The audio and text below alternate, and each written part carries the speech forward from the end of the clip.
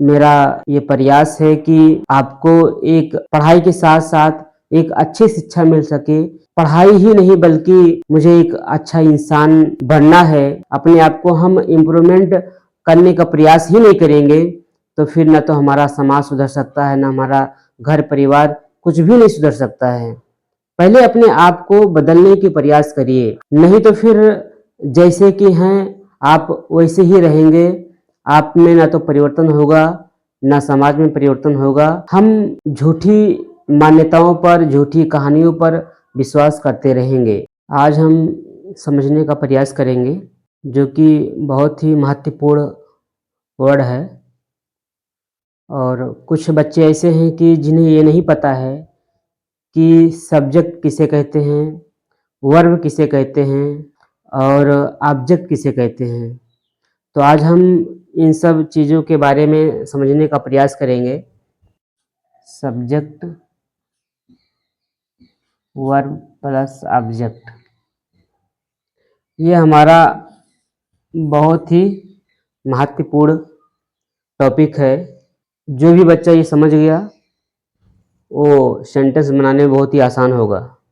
तो subject, verb और object किसे कहते हैं, हम हिंदी से समझाने का प्रयास करेंगे। जैसे कि राम स्कूल जाता है, ठीक है। राम स्कूल जाता है। अब इसमें जाना का कार्य कौन कर रहा है, मतलब जा रहा है। इसमें काम हो रहा है लेकिन कौन कर रहा है, राम कर रहा है। तो ये क्या हो गया, ये हमारा सब्जेक्ट हो गया। भाई स्कूल कौन जा रहा है, राम जा रहा है, तो राम हमारा सब्जेक्ट हो गया। और बताया था कि अगर जिस वाक्य में या जिस सेंटेंस में कोई एक्शन हो, क्रिया हो, उसे हम वर्ब कहते हैं। जैसे कि जाता है, ठीक है, यानी कोई कार्य हो रहा है, जाने का कार्य हो रहा है, इसलिए ये वर्ब हो गया। और ये हमारा ऑब्जेक्ट, ठीक है। जैसे सीता किताब पढ़ रही है, ठीक है। सीता किताब पढ़ रही है। अब पढ़ना का काम कौन कर रहा है, सीता कर रही है, ठीक। तो ये हमारा सब्जेक्ट हो गया।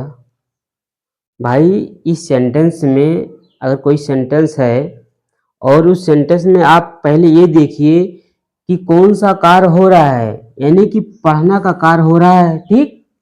और कौन कर रहा है, सीता कर रही है। तो ये हमारा क्या हो गया, सब्जेक्ट हो गया। और इसमें पढ़ना का काम हो रहा है, यानी कि कोई एक्शन हो रहा है, तो ये हमारा वर्ब हो गया। बाकी ये हमारा ऑब्जेक्ट हो गया, ठीक है।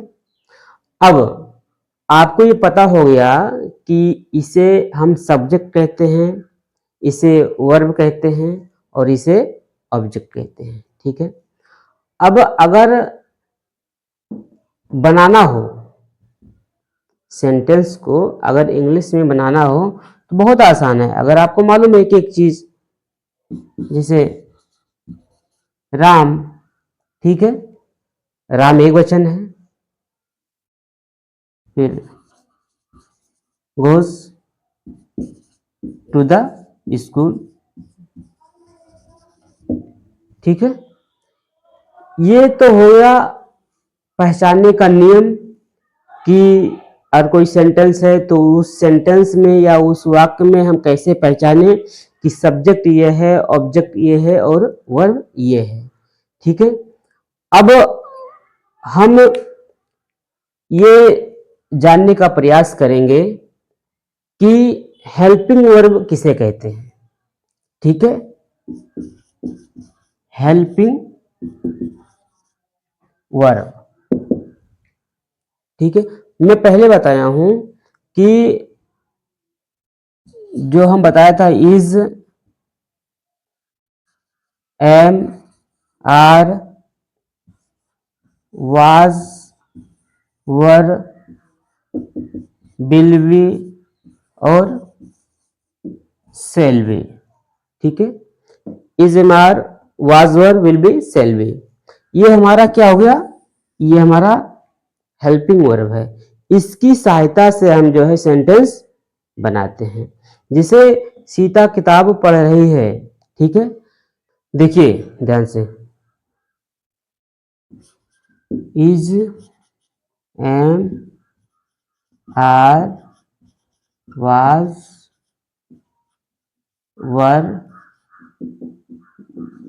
विल बी और शेल बी। ठीक है, हम इसकी सहायता से सेंटेंस को बनाते हैं। ये हमारा हेल्पिंग वर्ब है। ठीक है, जिसे सीता किताब पढ़ रही है, पढ़ रही है। ठीक है, अभी हम सेंटेंस में नहीं घुसे हैं। ठीक है, अभी हम इसकी सहायता से हम जो है बनाने का प्रयास कर रहे हैं। ठीक है, तो सीता, आपने सब्जेक्ट लिखा। ठीक है, अब पढ़ रही है तो आप सीता इज, सीता एक वचन, Sita is reading a book,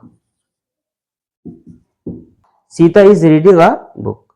ठीक है, तो हम इसकी सहायता से जो है हम सेंटेंस बनाएंगे। तो समझने का ये है कि आप जो है सीता, पहले आपको ये कंफ्यूजन होगा अगर कोई पूछ ले कि सीता किताब पढ़ रही है, तो इस सेंटेंस में जो है हिंदी में सब्जेक्ट कौन है और ऑब्जेक्ट कौन है और वर्ब कौन है। तो हमें पता है कि सीता के द्वारा किताब पढ़ी जा रही है। ठीक है, तो ये हमारा सीता क्या हो गया, सब्जेक्ट हो गया। ठीक है, और पढ़ना का काम हो रहा है तो हमारा वर्ब हो गया और ये हमारा ऑब्जेक्ट हो गया। और ये इंग्लिश का मैंने एक नियम बताया है कि subject plus verb plus object, ये 3 नियम है। ठीक है, आप कुछ मत करिए, बस हेल्पिंग वर्ब की सहायता से आप इसी के स्थान पर रख दीजिए।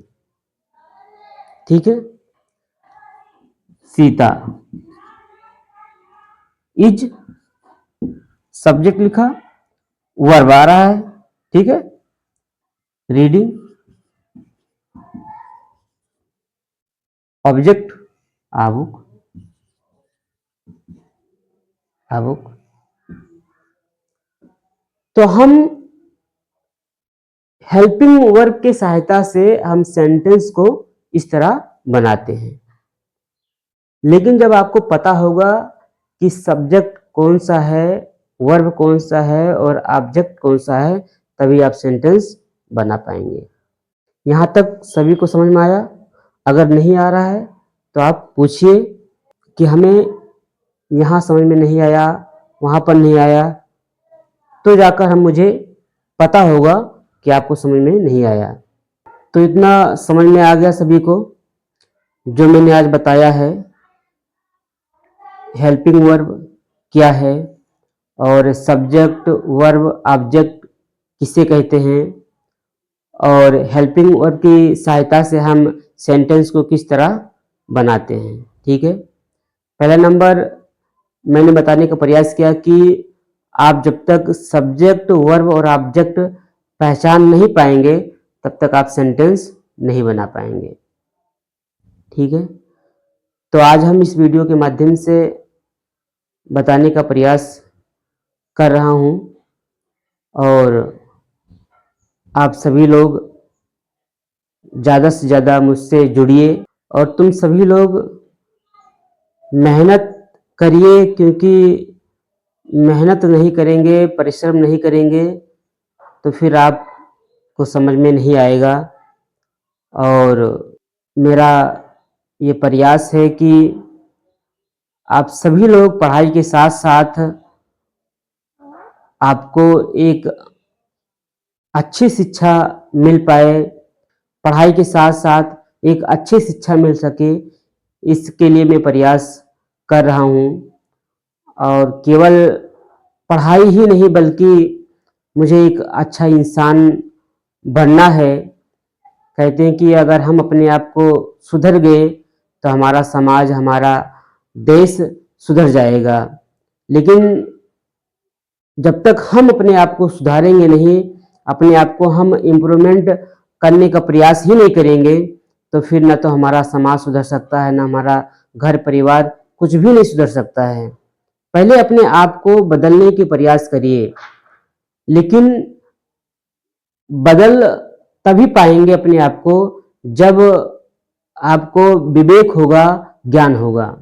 ज्ञान के माध्यम से, विवेक के माध्यम से आप अपने आप को और अपने समाज को, अपने देश को बदल सकते हैं। नहीं तो फिर जैसे कि हैं आप वैसे ही रहेंगे। आप में ना तो परिवर्तन होगा, ना समाज में परिवर्तन होगा। बस हम झूठी मान्यताओं पर, झूठी कहानियों पर विश्वास करते रहेंगे। लेकिन दुर्भाग्य की बात यह है कि हमें सत्य से कोई लेना देना नहीं है, और न तो हम सत्य को जानने के प्रयास ही कर रहे हैं। बस हमें जिस तरह बता दिया जाता है, जिस तरह समझा दिया जाता है, हम उसी को मान लेते हैं। हम अपना दिमाग लगाते ही नहीं हैं कि हाँ ये सही है या गलत है।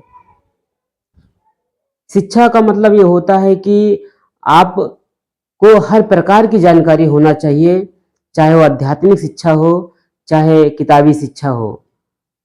लेकिन दुर्भाग्य है कि आज हम सभी लोग और हम अपनी संस्कृति, अपनी सभ्यता को भूलते जा रहे हैं।